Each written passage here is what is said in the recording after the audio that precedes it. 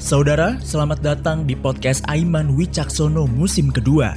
Eksklusif, Aiman akan menceritakan kisah hidupnya sebagai jurnalis serta menguak hal yang belum pernah disampaikan olehnya di program Aiman Kompas TV. Selamat mendengarkan. Halo pendengar podcast Aiman Wicaksono. Pada episode kali ini, Aiman Wicaksono, jurnalis dan host program Aiman, akan bercerita tentang tanggung jawab besarnya selain menjadi jurnalis, yaitu kepala keluarga, suami dari istri tercinta, sekaligus ayah bagi anak-anak di rumah. Ketika seorang pria memutuskan untuk menikah, ia harus sadar bahwa tanggung jawabnya bukan hanya sekadar membangun hubungan bersama istri, melainkan juga kelak menjadi ayah bagi anak-anak tercinta. Tentu, peran menjadi suami dan ayah adalah tanggung jawab besar bagi seorang Aiman. Ia harus cerdas menciptakan waktu, menjalin hubungan dengan istri, serta mendidik anak-anaknya sehingga mampu menghadirkan keluarga yang harmonis kendati sibuk bekerja sebagai jurnalis. Lantas, bagaimana cara Aiman menghadirkan keluarga harmonis sebagai suami dan ayah? Sebelum mendengarkan sesi wawancara kali ini, jangan lupa untuk follow dan beri rating terbaikmu untuk podcast Aiman Wicaksono di Spotify. Serta nyalakan notifikasinya juga supaya kamu bisa terinfo setiap ada episode terbaru. Jangan lupa juga untuk follow Instagram dan TikTok kami di @mediobyKGmedia supaya tidak ketinggalan info terbaru seputar podcast di jaringan media lainnya. Yuk kita simak episode berikut ini. Dengarkan percakapan Wisnu Nugroho, jurnalis dan pemimpin redaksi Kompas.com dengan tokoh-tokoh yang menggulati hidup dengan gigih serta kisah tentang pengalaman berkesadaran yang menggugah hati. Hanya di podcast Beginu, bukan begini, bukan begitu.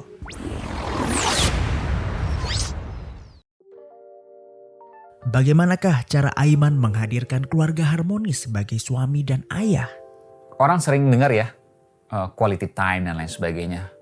Ketika saya bersama dengan anak-anak saya, ketika saya sedang bersama dengan istri saya, tentu saya wajib menghadirkan quality time meskipun tidak banyak.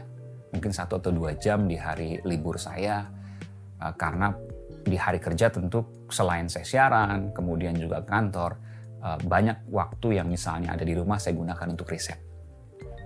Karena investigasi tentu tidak bisa tanpa riset, sangat rentan. Kita bergerak sendiri, kita mengupas sendiri, ya tentu tidak saya sendiri, ada tim juga. Tapi terbatas dan tentu itu menjadi hal yang menantang buat kami semua. Dan quality time bagi keluarga saya tentu penting, sekaligus saya juga memberikan manfaat bagi mereka.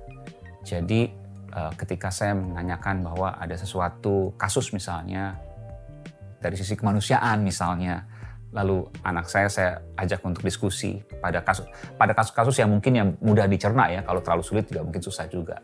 Misalnya ada kasus misalnya ada panti asuhan yang dilakukan hal yang tidak sepatutnya, bahkan penyiksaan, ada beberapa yang meninggal di sana. Saya memberikan pengertian pada anak saya, setidaknya ada satu hal, kamu harus bersyukur bahwa kita diberikan Tuhan anugerah, walaupun dengan segala kekurangan yang mungkin engkau rasakan, tapi kita punya kelebihan, kita masih berkumpul, aman, cukup makanan, dan itu hal yang luar biasa. Kalau kita lihat di sana, banyak saudara-saudara kita yang kekurangan. Dan hal-hal yang sederhana itu saya dapatkan ketika saya menjadi jurnalis. Mungkin saya tidak akan dapatkan ketika saya berada di lingkup pekerjaan yang lain. Mungkin.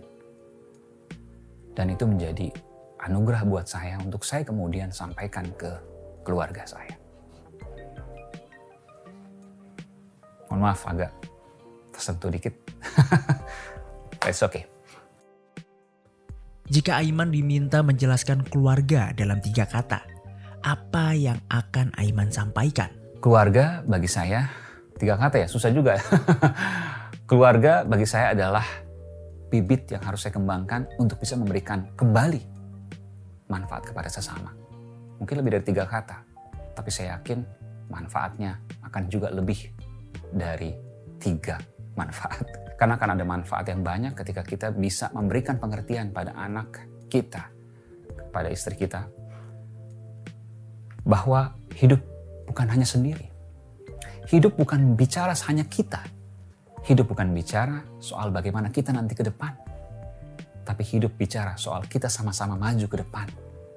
Yang paling dekat dari keluarga, lingkungan, bangsa. Dan kita harus maju sama-sama. Dan semangat itu yang selalu saya sampaikan. Jangan pernah berpikir sendiri.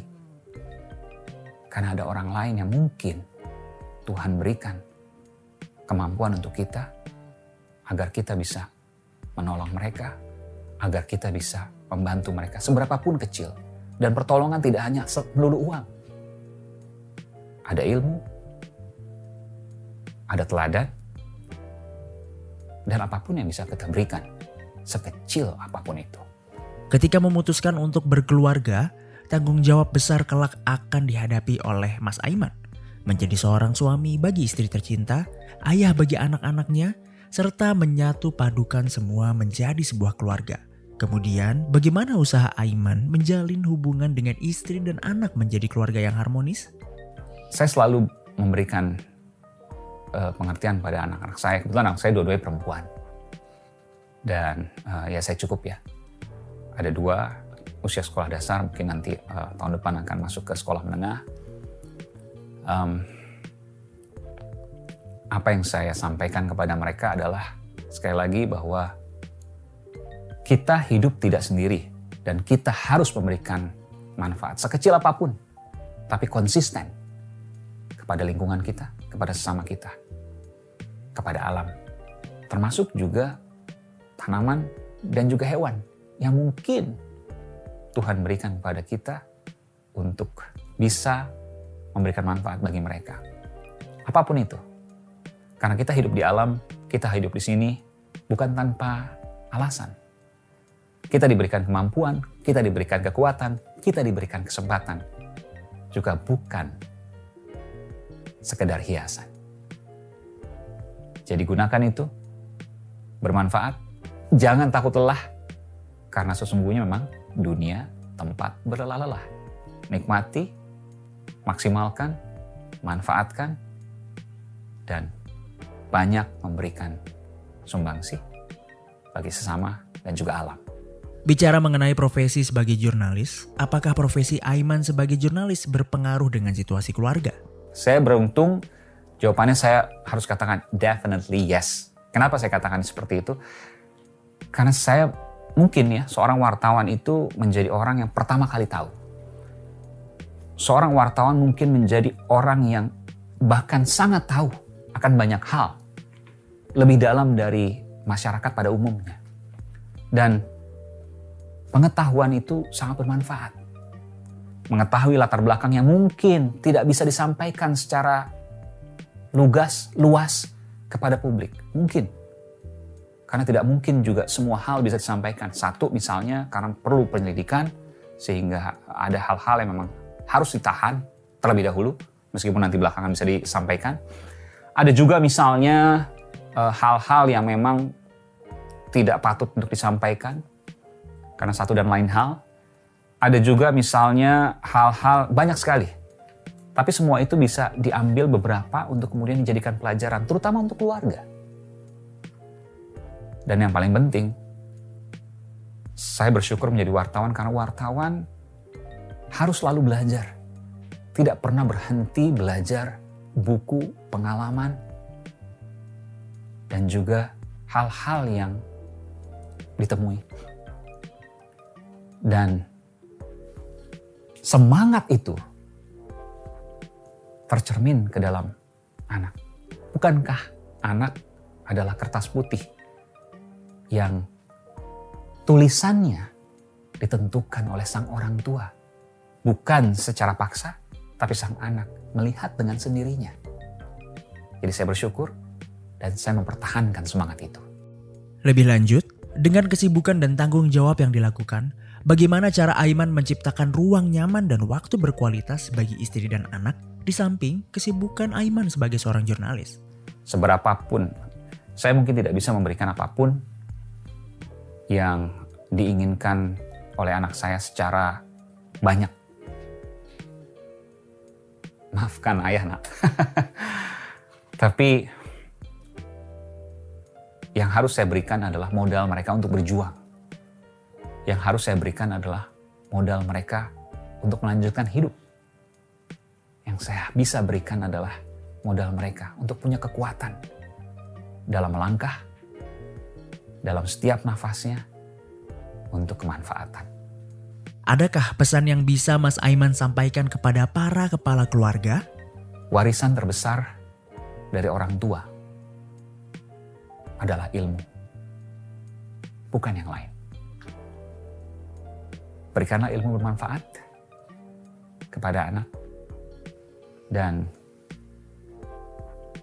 jadikanlah mereka kuat, tangguh untuk menjalani hidup dengan modal ilmu yang bermanfaat yang mereka jalankan di sisa kehidupan mereka.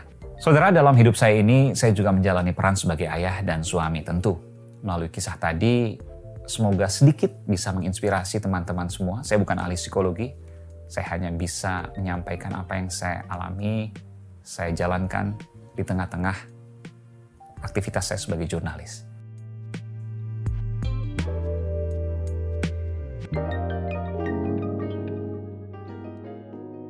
Demikian episode Diary Aiman Wicaksono kali ini. Berprofesi sebagai jurnalis yang menyita waktu tidak menghentikan seorang Aiman Wicaksono untuk bisa menghadirkan lingkungan harmonis untuk keluarga kecil tercintanya. Terima kasih sudah mendengarkan. Tunggu kisah menarik lainnya dari Aiman Wicaksono di episode berikutnya.